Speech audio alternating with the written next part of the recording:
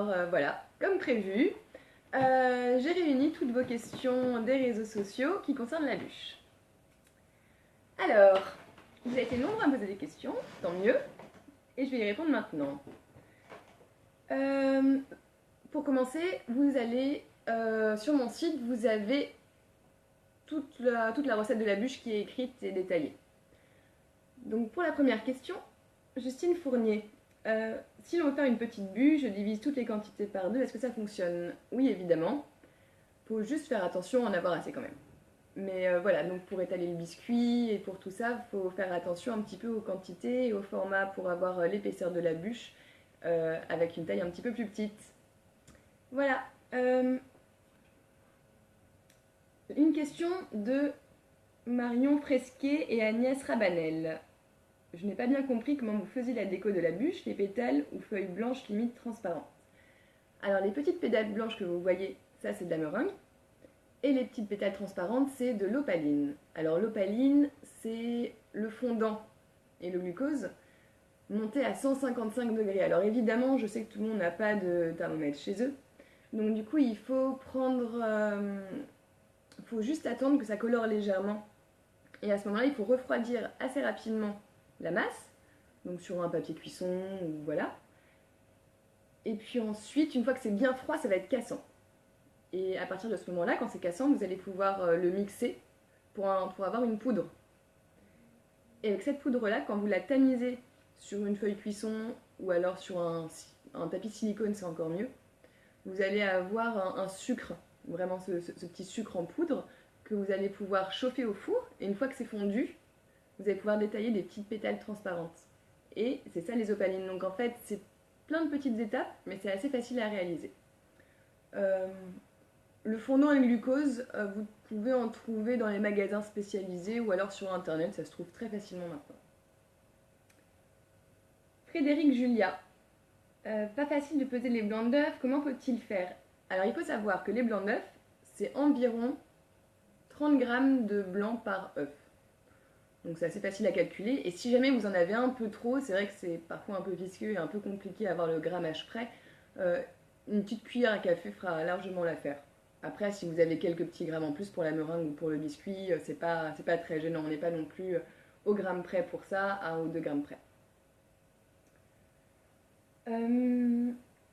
Julie Dautrimont. Serait-il possible d'avoir un grammage pour la gélatine? Les tailles différentes et avec cette feuille de gélatine, la mienne n'a pas pris du tout. Merci. Alors pour le grammage de la gélatine, effectivement, c'est vrai que mes feuilles pèsent 2 grammes. Et dans le commerce, vous allez pouvoir, peut-être que vous trouverez des feuilles un peu plus petites. Donc, pesez bien votre gélatine avant, évidemment, de la faire ramollir. Donc, je suis à 2 grammes de gélatine. Donc, pour la quantité de la bûche que j'ai fait, vous pouvez du coup multiplier par 14 si votre gélatine fait 1 gramme. Après, évidemment, si vous avez un problème de gélatine, il faut bien faire attention surtout qu'elle n'ait pas bouilli. Parce que si elle a bouilli, elle perdrait toutes ses qualités gélifiantes. Il faut faire attention aussi parce que, alors mon temps, le temps que j'ai mis de repos au frigo, c'est par rapport à mon frigo. Alors si votre frigo est un peu moins froid ou il y a plus de choses dedans, ça va peut-être refroidir un peu plus lentement. Donc il faut faire attention, peut-être la laisser une demi-heure, 1 heure de plus. Il faut être patient surtout, voilà. Et ça marche. Alors, Fabrice Camura. 2 questions. Pour le jus de passion, alors les liens que vous m'avez donnés, c'est très bien. C'est très bien. Pour le fondant, c'est très bien aussi. Et le sirop de coco, voilà, avec tous ces éléments-là, vous allez pouvoir faire la bûche sans aucun souci. C'est très bien. Marjolaine Pitot. Quels sont vos parfums, pour vous, les parfums qui se marient le mieux? Alors, moi j'ai choisi Passion Coco Chocolat. Vous pouvez après jouer un petit peu avec tous les parfums. Si vous voulez changer le jus de passion, moi je vous conseillerais plutôt de mettre quelque chose d'acidulé. Ça va venir contrebalancer l'amertume un peu du chocolat noir et puis le sucré du biscuit et de la coco. Donc un jus d'ananas, un jus de citron, un petit peu citronné, même avec du citron vert, ça pourrait être sympa. Pour la chantilly, c'est pareil, vous pouvez même l'aromatiser avec avec d'autres sirops que vous voulez. Toujours rester sur le côté un peu sucré pour la chantilly. Le chocolat, vous allez avoir aussi le côté sucré un petit peu amer. Et puis après, le côté acidulé de la gelée. Ça va vous donner du peps à la bûche, c'est important.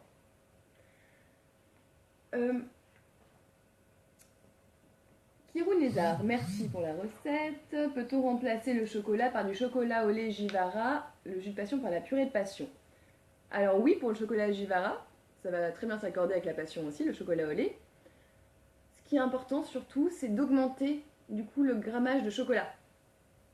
Il va falloir mettre un petit peu plus de chocolat et baisser le sucre parce que le chocolat au lait est déjà très sucré. Donc vous pouvez même supprimer le sucre carrément dans le crémeux en utilisant, en rajoutant 10% ou 20% de 10% voilà, de chocolat pour qu'il puisse bien prendre quand même. Et le jus de passion par de la purée de passion. Alors, pour moi, c'est un peu la même chose. On appelle purée de passion, mais la purée de passion et le jus de passion, pour moi, c'est un peu la même chose. Donc, il n'y a aucun souci pour le remplacer.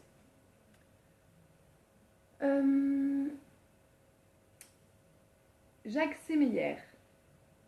Quel vin pour accompagner ce dessert? Non, c'est une très bonne question. Vous m'avez proposé peut-être Coteau du Layon ou un Vouvray demi-sec. Alors, pour le coup, je sais pas. Voilà. C'est une très bonne question. Je vais y réfléchir. Je vais me renseigner auprès de mes amis sommeliers, parce que c'est leur métier. D'ailleurs, je leur ferai déguster une petite bûche, comme ça on pourra en discuter. Et ouais, c'est très intéressant. C'est vrai que je me suis pas posé la question, mais c'est important à Noël quand même d'accorder un bon vin avec le dessert. Très bonne question, je me renseignerai. Et puis, bravo surtout à Rouquel Miso, alors Miso, je sais pas si je prononce bien, qui a déjà fait la bûche. C'est super, je suis très contente et j'espère qu'elle vous a plu. Voilà. Alors après, les questions qui peuvent revenir un petit peu. On m'a aussi posé des questions sur la meringue. Alors la meringue, c'est assez simple. Il suffit vraiment, ce qui est important pour la meringue, c'est de le mettre dans un four à basse température, entre 40, pas plus que 60-70 degrés, parce que si votre meringue souffle un petit peu, elle va être plus cassante. Elle va pas avoir ce côté aussi croustillant, elle va pouvoir un peu brunir.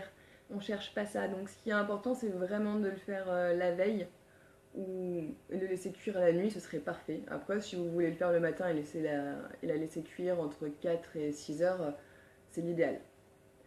Faut faire attention à en faire quand même un petit peu plus que ce que vous avez besoin parce qu'il y a des risques il y a quand même des risques qu'elle se casse au démoulage ou quand vous allez les décoller. Ce serait triste que vous ayez travaillé, que vous ayez fait votre meringue et qu'elle se casse à la fin pour ne pas pouvoir la mettre.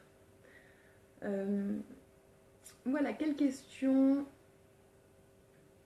Une question en direct de Léna qui me demande qu'est-ce que tu fais d'autre comme bûche et Khaled qui demande de parler en anglais, Ah, ce qui est compliqué. my English is not so good, so maybe I can answer your question by. Par écrit. Ouais, voilà. I can write you a message in English. It's gonna be better for me, I think, because my English is not very good. Et quelle autre bûche? Alors après, pour les bûches à faire chez soi, moi j'ai un petit conseil aussi, si vous voulez pas faire une bûche roulée. Les autres années, ce que je faisais, c'est que, comme on n'a pas forcément de moule à bûche à la maison, j'utilisais des bouteilles d'eau. Et si vous coupez un petit tiers de votre bouteille d'eau, vous pouvez mouler une bûche avec une mousse, un petit biscuit, et puis des gelées, voilà, donc ce qui est important, c'est de respecter les saisons, surtout, là on est en hiver, il y a de la pomme, de la poire, il y a du marron, vous avez des fruits exotiques, il y a plein de choses. Je vous conseillerais d'éviter les fruits rouges et tout ça, parce que c'est vrai que du coup, autant profiter des bons fruits de saison qu'on a en ce moment, qui sont à pleine maturité, et que la nature nous donne, du coup. Voilà. Question directe. La bûche mousse Ganduja s'accorde bien avec un instant crème brûlée. Point d'interrogation. Alors, j'imagine que oui. Tout ça me semble un peu sucré, mais il faut juste faire attention. Mais toujours faire attention au sucre. Donc si vous accordez deux choses assez sucrées ensemble, dans vos recettes de pâtisserie en général, quand vous faites des mousses ou des crémeux, vous pouvez baisser un peu en sucre. Surtout quand ça part d'une crème anglaise. Après, pour la meringue, il faut faire attention à pas toujours trop baisser parce que votre meringue va être moins dense. Mais n'hésitez pas à baisser le taux de sucre. Plus vous utilisez un chocolat lacté, plus ça va être sucré de base. Donc veillez bien à ça. Parce que surtout qu'en fin de repas, quand on a mangé un gros repas à Noël, on est content de ne pas avoir tout le sucré qui reste en bouche après. Voilà. Donc c'est assez important. C'est pour ça que c'est pas mal de mettre un petit peu d'acidité dans vos desserts aussi. Parfois, vous pouvez même décorer de petits suprêmes, de petits segments de citron vert ou des choses comme ça qui sont assez faciles à faire et qui viendront décorer votre assiette, qui apporteront l'acidité nécessaire, le petit peps en fin de repas. Léna qui te demande qu'est-ce que tu aurais comme astuce pour une jeune pâtissière en BTM comme moi, première année.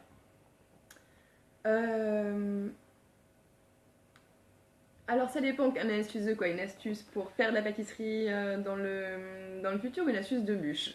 Donc pour faire de la pâtisserie, il faut vraiment... Je pense que c'est un métier où il faut avoir envie de partager, envie de donner. Et puis, voilà, c'est pas un métier facile, parce que c'est beaucoup d'heures, mais c'est beaucoup de temps, beaucoup de travail, mais c'est tellement gratifiant de pouvoir donner du plaisir aux gens que, voilà, qu'il n'y a pas de limite, qu'il faut s'amuser surtout. C'est le plus grand conseil que je donne à tout le monde qui commence la pâtisserie. Il faut s'amuser, il faut prendre du plaisir, et il faut avoir envie de partager. Si on souhaitait un insert de fruits en gelée, question de Laurent Heyman. Un insert de fruits en gelée, oui, c'est bien. Il faut faire attention. Alors, dans une bûche roulée, moi j'avais besoin que ma gelée soit très prise pour apporter ce côté, cette petite mâche que j'avais besoin dans ma bûche. Après, si vous faites un insert en gelée dans une bûche plus mousseuse, vous pouvez vous permettre d'avoir une gelée un peu moins prise, donc vous pouvez jouer un petit peu avec votre gélatine et en mettre un petit peu moins. Ça dépend ce que vous voulez avoir un peu en texture en bouche et ce qui accompagne aussi. Si vous avez une mousse plus dense, vous pouvez avoir une gelée moins dense. Donc il faut un peu s'accorder en fonction de votre recette. Est-ce qu'on peut remplacer la gélatine par de l'agar-agar? Alors oui, tout à fait. Par contre, l'agar-agar, il faut bien faire attention parce que ça se cuit en se faisant... Voilà, il faut le faire bouillir pour la cuire. Donc, et c'est un peu plus cassant. L'agar-agar va moins fondre en bouche comme la gélatine, mais ça va être un peu plus cassant en bouche. Ça a un côté... voilà, ça dépend de ce que vous voulez avoir comme rendu. Après, le poêle agar-agar, vérifiez bien les quantités et faire bouillir suffisamment pour que ce soit pris. Faites un petit test à la limite, c'est un peu comme la pectine. Vous pouvez aussi gélifier avec de la pectine. Donc pour tout ce qui concerne les gélifiants à faire bouillir, prenez une petite assiette que vous mettez au frigo. Ensuite, vous mettez, comme vous pensez que votre appareil a bien pris, vous mettez une petite goutte sur l'assiette, vous le remettez au frigo quelques minutes et vous vérifiez si vous avez la texture souhaitée. Donc soit vous pouvez continuer à faire bouillir un peu, et si c'est un peu trop pris, vous pouvez rajouter un petit peu de liquide. Quel chocolat pour faire des belles sphères, pour faire des bûches en sphères bien brillantes? Et une idée, deuxième question, une idée de bûche rapide et pleine de saveurs. Alors le chocolat, vous pouvez utiliser tous les chocolats que vous voulez. Pour avoir un chocolat bien brillant, il faut juste qu'il soit, il soit bien tempéré. C'est-à-dire qu'il faut le monter, alors pour votre chocolat noir, il faut le monter à 55, le faire descendre à peu près. Moi je fais descendre toujours un peu plus bas pour être sûr, surtout à la maison. Parce que s'il n'est pas assez descendu en température, il ne sera pas tablé. Alors que s'il est descendu un petit peu plus bas, vous prenez moins de risques. Donc c'est juste le tablage qui doit être bien fait. Pour mettre du chocolat au point à la maison, vous pouvez utiliser simplement un bol avec des glaçons pour faire refroidir votre chocolat comme un bain-marie. Donc un bain-marie d'eau chaude, un bain-marie d'eau froide. Et il faut jouer un petit peu avec en mélangeant bien jusqu'à atteindre la bonne température. Et une bûche... pour une bûche facile et bonne. Après, voilà, vous pouvez... c'est votre imagination. Je peux vous en petite technique, ça dépend de ce que vous aimez faire, ce que vous savez faire surtout, parce que chacun sait faire des choses différentes et a ses petites spécialités. Donc il faut se faire confiance et puis ouais, il faut se faire plaisir. Quel alcool, j'ai du mal, faut que je remonte. Quel alcool se marie le mieux dans une bûche au chocolat? Question d'Alice Pépujol. Alors avec le chocolat, moi j'aime bien le cognac ou le whisky. J'adore le chocolat whisky. Un peu tourbé pour le coup parce que on va avoir le côté, ça va faire ressortir le côté de la fève de cacao en fait avec du chocolat noir. Dans le chocolat noir, on a la fève de cacao, c'est quelque chose d'un peu tourbé, un peu fumé. Elles sont séchées au soleil en fait, c'est ça qu'on va retrouver un petit peu le grillé de la fève de cacao séchée. Et je trouve que le whisky tourbé va très bien avec. Question d'Aurélien, qui peut s'appliquer un peu en général. Comment réduire le taux de sucre dans la mousse? Alors là, il nous parle d'un caramel au beurre, mais comment réduire le taux de sucre peut-être? Là, la question précise, je vais te dire, c'est comment réduire le taux de sucre dans la mousse, caramel au beurre salé dans mon cas, de la bûche si on compte utiliser un glaçage miroir pour la finition. Alors si vous voulez une mousse caramel, c'est un peu plus compliqué parce qu'en fait votre sucre, déjà réduisez tout le sucre qu'il y a en plus du caramel. Pour les mousses au caramel, je connais pas votre recette exacte, donc du coup c'est compliqué de vous appliquer vraiment, de vous donner une réponse précise. Mais c'est toujours un peu compliqué du coup de réduire le sucre d'un caramel parce que pour avoir le caramel, du coup il faut du sucre. Après, si vous avez dans votre recette du sucre en plus du caramel, là vous pouvez le supprimer. Voilà, c'est le seul conseil que je peux vous donner sans avoir la recette vraiment en face des yeux.